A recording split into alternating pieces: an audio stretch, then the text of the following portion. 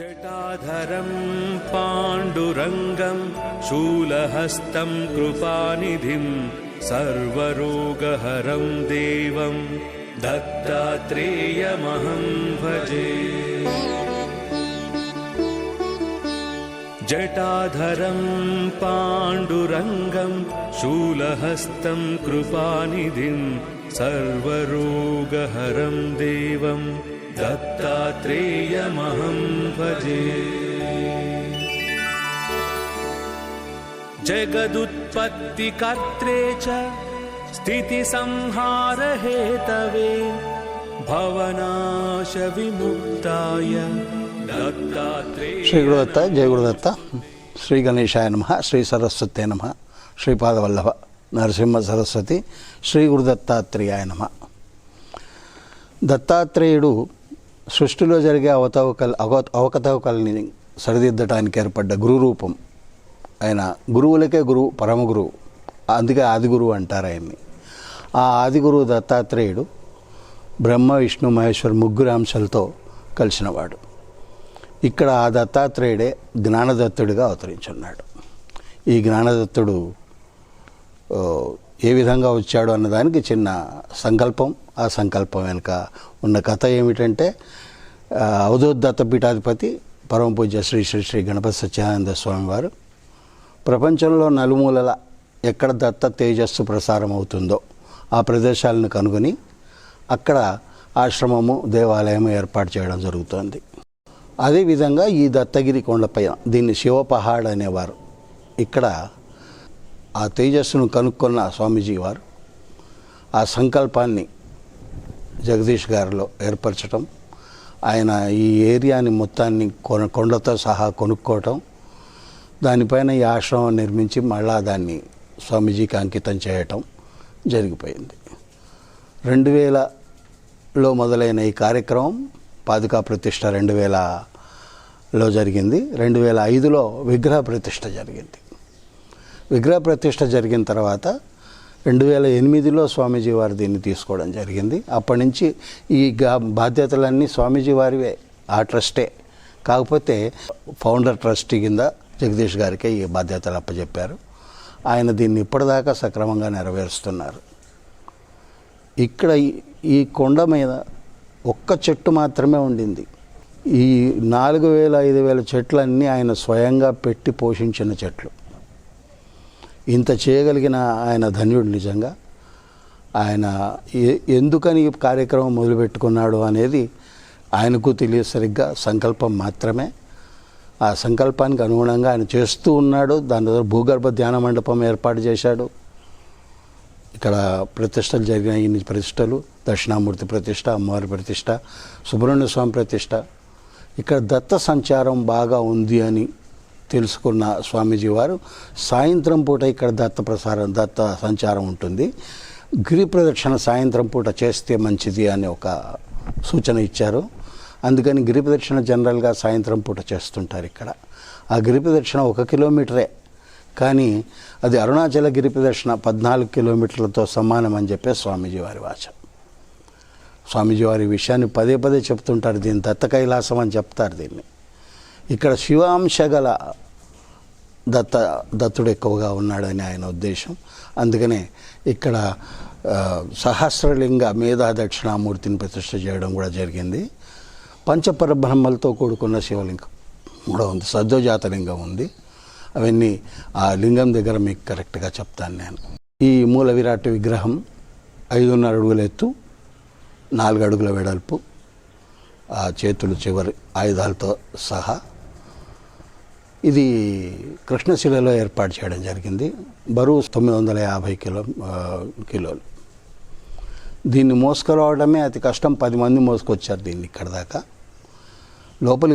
లోపలికి పోవడమే కష్టమైంది, ఎందుకంటే తలుపు 3.5 అడుగులే. అతి కష్టం మీద దీన్ని రోలర్స్ సహాయంతో లోపల దించారు. మంత్రపీఠం చేసే ఉంది మొదలే. దాని మీద ఎత్తి కూర్చోబెట్టడానికి కూడా కష్టమైంది. ఆ తర్వాత అక్కడ 4 మిగిలిపోయారు. ఆ 4కి స్పృహ తప్పింది. ఆయన పోయి కూర్చున్నాడు పైన. ఇదొక అద్భుతం. దీన్ని బట్టి ఇది స్వయంభూన ప్రతిష్ట జరిగిందా, అది మనమే నిశ్చయించుకోవాలి. ఇంకా ఎందుకంటే ఆయనంతకు ఆయన పోయి పైన మంత్రపీఠం మీద కూర్చోవటం అనేది జనరల్గా జరిగే పని కాదు. ఇది అతి తక్కువ చోట్లలో, అతి తక్కువ స్థలాల్లో జరుగుతుంటుంది. ఈ స్థల మహత్యంతో అది ఆ విధంగా జరిగిందని మన అందరి ఉద్దేశం.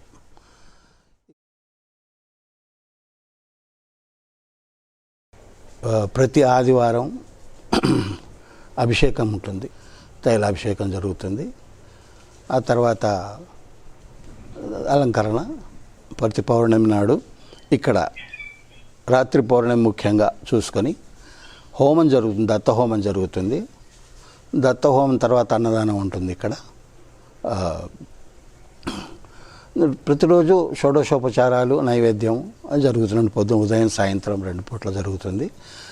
దత్త జయంతి, వ్యాస జయంతి ఇట్లాంటి ముఖ్య పర్వదినాల్లో కూడా ఇక్కడ ప్రత్యేకంగా హోమాలు అట్లాంటివి జరుగుతుంటాయి. ఈ హోమాలు జరగడానికి ప్రత్యేకంగా హోమశాల కూడా ఉంది ఇక్కడ మన దగ్గర. హోమశాలలో ప్రత్యక్ష సాక్షి అమ్మవారు ఉంటారు, అన్నపూర్ణాదేవిగా వెలిసి ఉన్నారు. అక్కడ మనకు పురాతన దేవాలయం, శిథిలావస్థలో ఉన్న దేవాలయం నుంచి లభ్యమైనటువంటి సుదర్శన చక్రం కూడా ప్రతిష్ఠింపబడి ఉంది. మనం అక్కడికి వెళ్ళాక అది చూద్దాం. నిత్య కార్యక్రమాలు ఉదయం 6 గంటల నుంచి మొదలవుతుందండి. షోడశోపచార పూజ. 12 గంటలకు నైవేద్యం జరుగుతుందండి. నైవేద్యం తర్వాత మనం మూసేస్తాము. మళ్ళీ సాయంత్రం 5:30కు గుడి తెరవడం జరుగుతుంది. అప్పటిదాకా ఈ గ్లాస్ డోర్ వేసి ఉంటుంది, దర్శనం చేసుకోవచ్చును, కానీ తలుపు తెరిచి పూజలు జరగవు. నైవేద్యం తర్వాత క్లోజ్ చేస్తారు. సాయంత్రం 5:30 తర్వాత మళ్ళీ పూజ, షోడశోపచార పూజ జరుగుతుంది. రాత్రి 7:30కు ప్రతిరోజు కాగడ హారతి జరుగుతుంది. ఆ కాగడ హారతికి మేము ఇక్కడ ఏర్పాటు చేసింది ఏంటంటే, దత్తాత్రేయుల వారి పూర్వయుగంలో 16 అవతారాలు ఉన్నాయి. ఆ 16 అవతారాలకు గాను 16 జ్యోతులు మనం ఇక్కడ వెలిగిస్తాం. ఆ 16 జ్యోతులు కూడా ఇక్కడ పైన ఉన్న వెంటిలేటర్లో మనకు ఆ జ్యోతుల యొక్క ఇమేజ్ కనబడుతుంది. చంద్రుడు, పౌర్ణమి నాడు చంద్రుడు కూడా ఆ జ్యోతిలో వెంబడి ఉంటాడు. ఇదొక ప్రత్యేకం. కాగడ హారతి ప్రతిరోజు రాత్రి 7:30కు జరుగుతుంది. అక్కడ స్వామీజీ వారు స్వయంగా రచించి గానం చేసినటువంటి కాగడ హారతి పాటలనే మనం ప్రతిరోజు ఒకటే, సోమవారానికి ఒకటి, మంగళవారానికి ఒకటి, ఇట్లా ఈ విధంగా ఉన్నాయి. అవి మనం ప్లే చేస్తాం. మనం పాడవచ్చును, కానీ జనరల్గా మేము ఇక్కడ రికార్డ్ పెట్టుకుంటాము. ఆ తర్వాత ఆయన పౌళింపు సేవ ఉంటుంది. పౌళింపు సేవకు ఇక్కడనే మనం ఒక పాట రాసుకున్నాము. అది ఇక్కడ పాడి మనం పౌళింపు సేవ చేస్తాం. ఆ కాగడ హారతులు ఇచ్చే 16 అవతారాలు ఆయన పూర్వయుగంలో. ఈ యుగంలో శ్రీవల్లభుడు, నరసింహ సరస్వతి, స్వామి సమర్థ అక్కల్కోట్ మహారాజ్ అనే నామంలో ప్రసిద్ధము. తర్వాత మాణిక్య ప్రభు, సాయిబాబా అంశావతారం. ఈ అవతారాల్లో కొంత కేటగిరీ ఉంది.